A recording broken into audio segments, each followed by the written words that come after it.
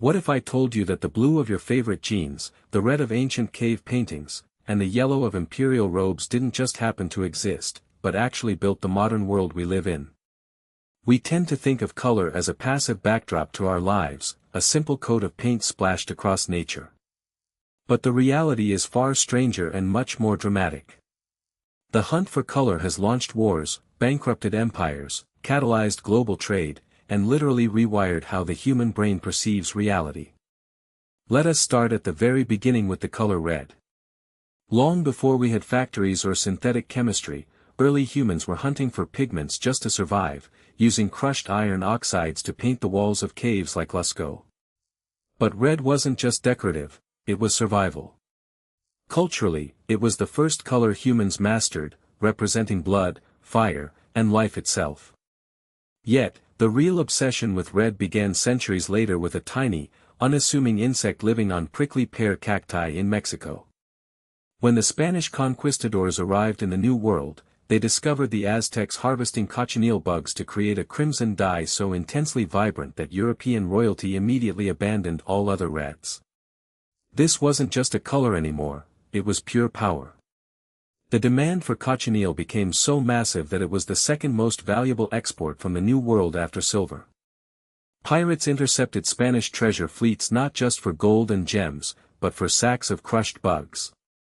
Wars were fought, fortunes were made, and kings cloaked themselves in insect blood, all because our brains are evolutionarily hardwired to pay hyperattention to red. Then there is the strange case of blue, a color that is almost entirely absent from ancient history. If you read the ancient texts of the Greeks, Romans, Hebrews, and even early Indian literature, you will notice a bizarre omission. Homer famously described the Mediterranean not as blue, but as a dark wine-solid sea. Ancient languages didn't even have a word for blue. Why? Because nature rarely gives us blue pigments that don't fade. Blue flowers are rare, blue mammals basically don't exist, and the open sky doesn't leave a tangible residue you can scrape off a rock. It wasn't until the ancient Egyptians figured out how to chemically manufacture synthetic blue glass and pigment through a complex process involving sand, copper, and limestone that blue finally entered human consciousness. From there, blue became the color of the divine. During the Middle Ages, ultramarine, made from semi-precious lapis lazuli imported exclusively from the mountains of modern-day Afghanistan, was more expensive ounce for ounce than gold. Painters were strictly rationed on how much ultramarine they could use, which is precisely why the Virgin Mary is almost always painted in blue robes. The most common color in our modern world was once the rarest and most expensive substance on Earth. As human history marched toward the Industrial Age, the evolution of color took a darker, yet equally fascinating turn with the birth of synthetic chemistry. In 1856, an 18-year-old chemistry student named William Henry Perkin was desperately trying to synthesize a cure for malaria in his makeshift London laboratory. Instead, he failed completely. But out of that glorious failure came a thick, sludge-like purple residue that wouldn't wash out of his beaker. That accidental mess became mauve, the world's very first synthetic dye. Suddenly, the elitism of color shattered. Vibrant purples, brilliant magentas, and electric yellows were no longer reserved for emperors who could afford rare sea snails or crushed insects. Factory workers could buy bright purple dresses.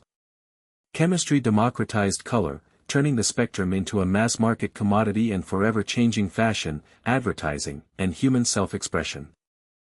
What is truly mind-bending is that our obsession with color doesn't just change our societies, it actually changes our biology. Anthropologists and linguists studying remote indigenous tribes have discovered that when a language lacks a specific word for a color, the human brain literally struggles to distinguish it in the physical world. The Himba people of Namibia have numerous words for shades of green, but no distinct word for blue.